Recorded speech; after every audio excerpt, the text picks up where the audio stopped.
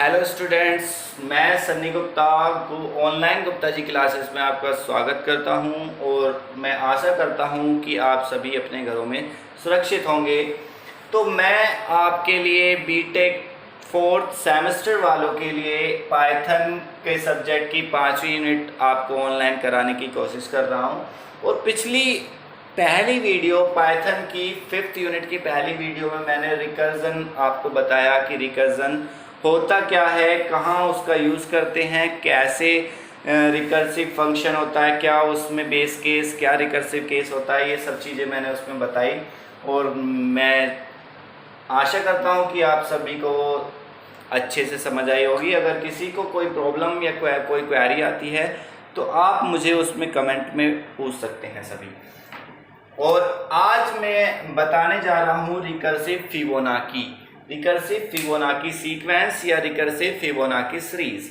तो सबसे पहले हम बात करते हैं फिबोनाची है क्या, फिबोनाची होता क्या है। जिन्होंने नहीं पढ़ा, जो पहली बार इसे नाम सुन रहे हैं, तो मैं उन्हें बता देता हूँ कि फिबोनाची होती क्या है।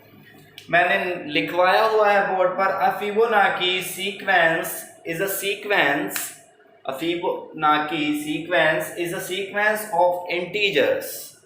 इंटीजर्स का एक ऐसा सीक्वेंस होता है which first two terms are 0 and 1, जिसके पहले दो टर्म्स 0 and 1 है। ये प्रीडिफाइन है कि पहले दो टर्म्स, फर्स्ट टर्म 0 ही होगा और सेकेंड टर्म जो इसका 1 ही होगा। ये प्रीडिफाइंड है कि इस सीक्वेंस के पहले दो नंबर 0 and 1 होंगे एंड ऑल अदर टर्म्स, और बाकी सारी जो टर्म्स हैं ऑफ द सीक्वेंस, इस सीक्वेंस की बाकी सारी जो टर्म्स हैं, are obtained by adding their preceding two numbers.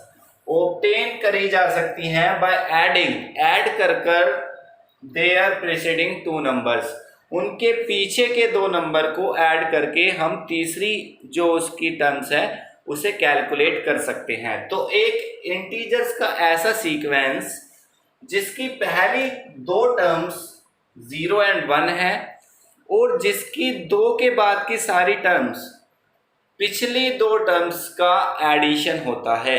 Means अगर आपको लिखनी है एक फिबोनाची सीरीज, तो हम कैलकुलेट करेंगे। अभी पहले दो टर्म, जैसा कि मैंने कहा 0 and 1 ये फिक्स हैं, और जो थर्ड जो टर्म होगी वो किस किस का कॉम्बिनेशन होगी, first term plus second term.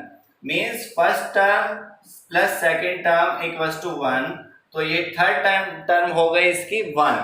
और अगर हमें फोर्थ टर्म निकालनी है तो fourth term preceding two numbers को ऐड करके हम फोर्थ टर्म लिखेंगे। फोर्थ टर्म के preceding two means these are twos, इन दोनों को ऐड करें 1, ये है सेकंड टर्म, ये है थर्ड टर्म, इन्हें आप कैलकुलेट कर ऐड करके दोनों को लिख दें 2।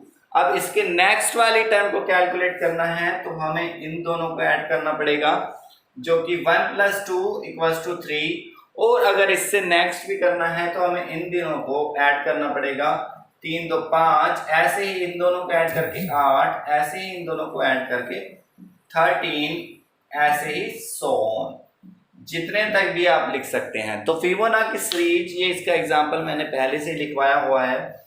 0 1 प्रीफिक्स हैं, ये पहले से ही फिक्स हैं। First two terms are 0 and 1, पहली और दूसरी टर्म जो होंगी वो 0 और 1 होंगी, और बाकी की जितनी भी टर्म्स हैं, जो ये सारी टर्म्स हैं, ये अपनी पिछली दो प्रीसीडिंग टू नंबर्स का एडिशन होगा। जैसे कि इन दोनों का एडिशन है ये, इन दोनों का एडिशन है ये, इन दोनों का एडिशन है ये, इन दोनों का एडिशन है ये, इन दोनों का एडिशन है ये, इन दोनों का एडिशन है ये, इन दोनों का एडिशन है ये, एंड सो ऑन। इसकी नेक्स्ट टर्म भी अगर आपको कैलकुलेट करने हैं तो 21 और 13 को जोड़ेंगे, 4 and 3, 34 इसकी नेक्स्ट टर्म आ जाएगी, एंड सो ऑन। अब हम बात करते हैं ये फिबोनाची सीरीज, ये कैलकुलेट हमने करी, ऐसे तो हमने इजीली कर दी कि एडिशन करते गए, लेकिन हम इसे प्रोग्रामिंग में कैसे कर सकते हैं, कैसे हम क्रिएट कर सकते हैं एक फिबोनाची सीक्वेंस, कहाँ तक, किस रेंज तक हम कर सकते हैं, ये भी मैं बताऊंगा अभी। तो ये मैंने एक प्रोग्राम बनाया है, पाइथन की बात कर रहे हैं इसलिए पाइथन में प्रोग्राम बनाया हुआ है। यहाँ पर हमने एक फंक्शन बनाया है जो कि कल पिछले वीडियो में आपको समझाया कि फैक्टोरियल कैसे कैलकुलेट करते हैं। फैक्टोरियल में भी वही होता है कि रिकर्जन यूज होता है, फंक्शन खुद को बार बार कॉल कर रहा होता है, तो फैक्टोरियल कैसे कैलकुलेट करते हैं ये मैंने बताया। आज वही काम हम दोबारा करेंगे कि फंक्शन खुद को दोबारा कॉल करेगा। अपने फंक्शन खुद एक फंक्शन है, function call itself again and again repeatedly times. तो बार बार फंक्शन अपने आप को कॉल कर रहा है, उस प्रोसेस को ही हम रिकर्जन कहते हैं। तो वही उसके द्वारा ही, रिकर्जन के द्वारा ही हमें फिबोनाची सीरीज क्रिएट करनी है या डेवलप करनी है, कोई भी फिबोनाची सीक्वेंस या फिबोनाची सीरीज। आइए देखते हैं क्या मैंने प्रोग्राम में कराया है। सबसे पहले मैंने यहाँ एक फंक्शन लिया है डेफ कीवर्ड का यूज करके, जो कि फंक्शन डेफिनेशन के लिए यूज होता है। फंक्शन डेफिनेशन का नाम उसका मैंने रखा है रिकर, और वो कोई एक आर्ग्यूमेंट ले रहा है एन एक आर्ग्यूमेंट ले रहा है। एन क्या होगा? एन वो होगा जो मतलब एन टर्म, कौन सी टर्म पर हम काम कर रहे हैं, कौन सी टर्म पर हम काम कर रहे हैं उसकी वैल्यू, टर्म की वैल्यू ये एन होगी। अब देखते हैं क्या अगर इसके अंदर, फंक्शन के अंदर हमने क्या दो पॉसिबिलिटी लगाई है, if n less than equals to 1, if less than equals to 1, क्योंकि हमें क्या करना है, पहली दो टर्म को हमें एज इट इज प्रिंट कराना है। पहली दो टर्म अगर जो n की वैल्यू है वो 0 है तो 0 ही प्रिंट हो जाए, क्योंकि पहली दो वैल्यूज, जो पहली दो टर्म है हमें 0 एंड 1 चाहिए ही चाहिए, इसलिए हमें ये कंडीशन लगानी पड़ी। इफ यदि n की वैल्यू 0 आ जाए तो 0 रिटर्न कर दे, 0 मीन्स n, और 1 आ जाए तो रिटर्न कर दे 1। तो 0 और 1 के लिए तो ये कंडीशन n, इसलिए हमने लगाई condition if n less than equals to 1 then return n return कर दे। और जैसे ही वो 1 से बड़ी होगी, मीन्स 2 3 4 5 6 7 एल्स वाली कंडीशन पर जाएगी। और एल्स वाली कंडीशन में हमने क्या कहा, पहली दो जो टर्म्स हैं वो तो 0 एंड 1 फिक्स करनी थी, तो हमने इस कंडीशन के द्वारा उसे फिक्स कर दिया 0 एंड 1। लेकिन जो उसके आगे की टर्म्स हैं वो क्या कर रही हैं, वो अपने पिछले दो टर्म्स को ऐड करके जब हम थर्ड को, नेक्स्ट वाली टर्म्स को कैलकुलेट कर पा रहे हैं। मीन्स जो अदर टर्म्स हैं वो सारी टर्म्स कैसे कैलकुलेट हो रही हैं, अपनी पिछली दो प्रीवियस टू टर्म्स को ऐड करके हम नेक्स्ट वाली टर्म को कैलकुलेट कर पा रहे हैं। उसके लिए ही ये चीज लगाए हमने स्टेटमेंट। रिटर्न क्या करा दिया हमने, रिटर्न रिकर n-1। यहाँ पर भी फंक्शन कॉलिंग हो रही है, यहाँ ध्यान रहे ये फंक्शन है रिकर n, उसी के अंदर दूसरा फंक्शन कॉल हो गया रिकर n-1 टर्म के साथ, और प्लस रिकर n-2 वाला भी फंक्शन कॉल हो रहा है। तो मीन्स जो n की वैल्यू होगी, अगर 0 एंड 1 है तो रिटर्न कर देगा n, जो मतलब 0 या 1, और अगर 2 3 4 है तो 2 आते ही यहाँ पर उनके प्रीवियस 2 का सम दिखाना है, इसलिए प्रीवियस नंबरों के साथ फंक्शन को कॉल करेगा। अब आते हैं आगे, इसमें ये लाइन लिखी है हमने, n terms equals to integer input how many terms, ये लिखा हुआ है। इसका मतलब है हम क्या कर रहे हैं, यहाँ से हमें यूजर से उसकी n टर्म्स लेनी है। n टर्म्स का मतलब कहाँ तक हमें सीक्वेंस को चलाना है, उसकी लास्ट टर्म कौन सी होगी वो हमें लेना है, कि 5 नंबर तक चलाना है, 6 टर्म्स तक चलाना है, कितनी टर्म्स तक हमें सीक्वेंस को चलाना है, उस टर्म को हम यूजर से इनपुट करा रहे हैं।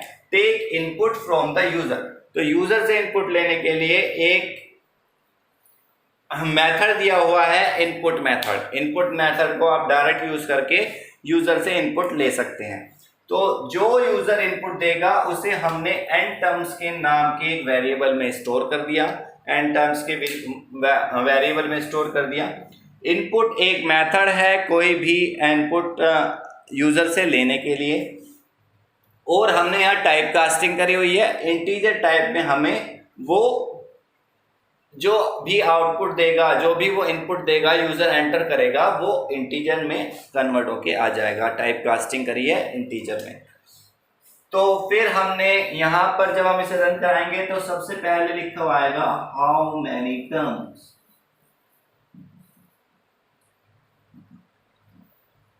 कि कितना यूजर कहां तक, कितनी टर्म्स तक आप फिबोनाची सीक्वेंस को चलाना चाहते हैं। इसके अंदर फिर हमने कंडीशन चेक करी, if n terms less than equal to 0, तो कहीं यूजर ने 0 से छोटा नंबर तो नहीं डाल दिया। 0 से छोटा नंबर का क्या करेंगे, तो अगर ऐसी कंडीशन है कि उसने माइनस में वैल्यू डाल दी या 0.00 समथिंग कुछ डाल दी या फ्लोट में डाल दी तो कोई इशू नहीं है, उसे 0 ले लेगा।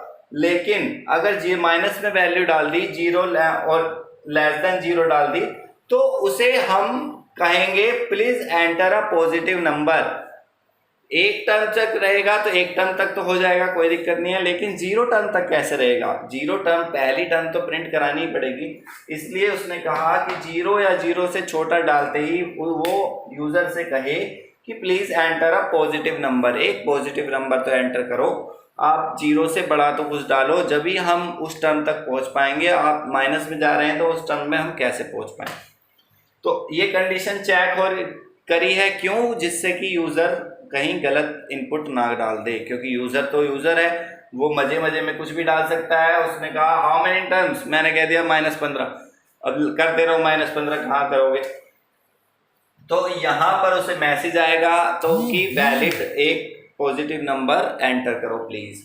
और एल्स अगर वो सही डालता है, 1 से बड़ा डाल देता है, सही है, तो फिबोनाची सीरीज सीक्वेंस एक प्रिंट करा दिया एज इट इज। ये एज इट इज लिखा हुआ आ जाएगा फिबोनाची सीक्वेंस, और उसके आगे कोलन और उसके आगे सीरीज लिखी हुई आएगी।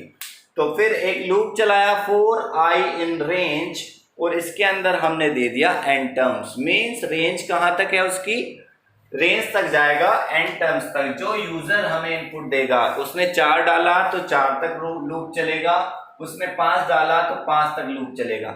रेंज फंक्शन कैसे काम करता है, अगर आप लिखते हैं रेंज 5, तो इसका मतलब होता है लूप चलेगा 0 to 4 तक, 5 बार लूप चलेगा। एक बार 0 के लिए, एक बार 1 के लिए, एक बार 2 के लिए, एक बार 3 के लिए, एक बार 4 के लिए, 5 बार लूप चलेगा। ऐसे ही यहाँ पर जो भी n टर्म्स होगी वो उसकी लास्ट टर्म ना होके उससे एक +1 होती है। मींस 0 से स्टार्ट होकर जो एलिमेंट, जो टर्म यहाँ होता है उससे -1 तक लूप चलता है हमारा, 5 बार लूप चलता है। इसका मतलब ये है 0 to 4। तो उसके बाद ये प्रिंट रिकर आई यहाँ पर फंक्शन कॉलिंग हुई है और साथ के साथ उसे प्रिंट करा रहे हैं। ये रिकर, ये वाला फंक्शन है, इसे हमने यहाँ कॉल कराया है आई वैल्यू के साथ, जो इसकी रेंज के साथ हमने वेरिएबल लिया है, वेरिएबल लेंथ का। इसे बार बार हर टर्म के लिए अलग अलग चलेगा, जो कि यूजर से इनपुट ले रहे हैं n टर्म्स में, उसके अकॉर्डिंग कि कितनी बार चलाना है। अब ये है पूरा प्रोसेस। अब मैं इसको बता रहा हूं कि अगर यूजर, एग्जांपल ले रहा हूं मैं, कि मान लो हमने इसे रन कराया, तो सबसे पहले क्या लिखा हुआ आया हमारी स्क्रीन पर, लिखा हुआ आया हाउ मैनी टर्म्स, कितनी नंबर तक इसे हमें चलाना है। मान लो यूजर ने दे दिया इसकी 5 टर्म, मान लो यूजर ने दे दिया 5 या 6 दे दो, 6 तक तो चला लो। मान लो यूजर ने दे दिया 6 टर्म, तो अब क्या होगा, यहां पर, यहां से यूजर n टर्म्स में वैल्यू आ जाएगी 6, n टर्म्स इक्वल्स टू हो जाएगा 6, n टर्म्स इक्वल्स टू हो जाएगा 6। और यहां पर फॉर लूप में जब जाएगा i इन रेंज, तो यहां पर भी वैल्यू पास होगी 6। मींस अब रेंज फंक्शन हो गया 6 के साथ। इसका मतलब जो रेंज फंक्शन है वो फंक्शन, जो लूप चलेगा हमारा 0 to 5 के लिए चलेगा। इसका मतलब ये है कि जो i की वैल्यू है, एक बार तो 0 रहेगी, एक बार 1 रहेगी, एक बार 2 रहेगी, एक बार 3 रहेगी, एक बार 4 रहेगी और एक बार 5 रहेगी i की वैल्यू।